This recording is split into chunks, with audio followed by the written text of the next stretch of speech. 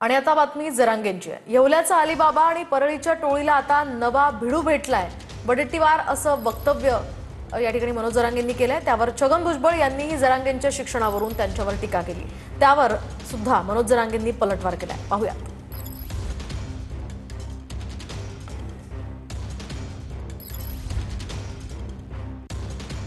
ती प्रयोग त्यांना करायचा।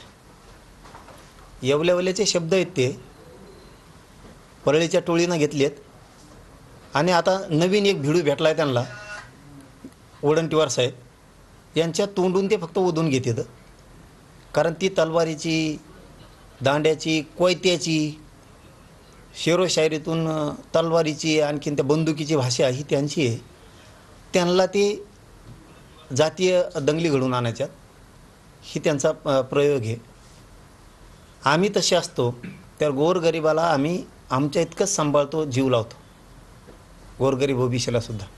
ते जरांगेचं काय तो त्याचा अभ्यास किती, त्याचं ज्ञान किती। आता वडेट्टीवार आहे ते उघडपणे मला इथे सुद्धा भेटू शकतात ना, आणि त्याच्याबरोबर संगनमत करून आम्ही आमच्या लोकांना त्रास देणार, हे कसं काय? एवढं त्याला डोक्यावर घेतो मला कळत नाही। तो काही मराठ्यांचा लीडर नाही।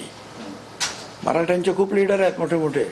मागे सांगितलं निवडणुकीला आम्ही उभा राहणार सगळीकडे, ते पण मी त्याला तोंडावर पाडून टाकलं, 4 मिनिटं चिट करून टाकलं त्याला। जार तो काय फजिती तो हो डोकं चाला ना, तर 70 ते 80 लोक तयार केले ओबीसीचे नेते, ज्यांना महायुतीनं मोठं केलं त्यांचे सुद्धा कानं भरले। तो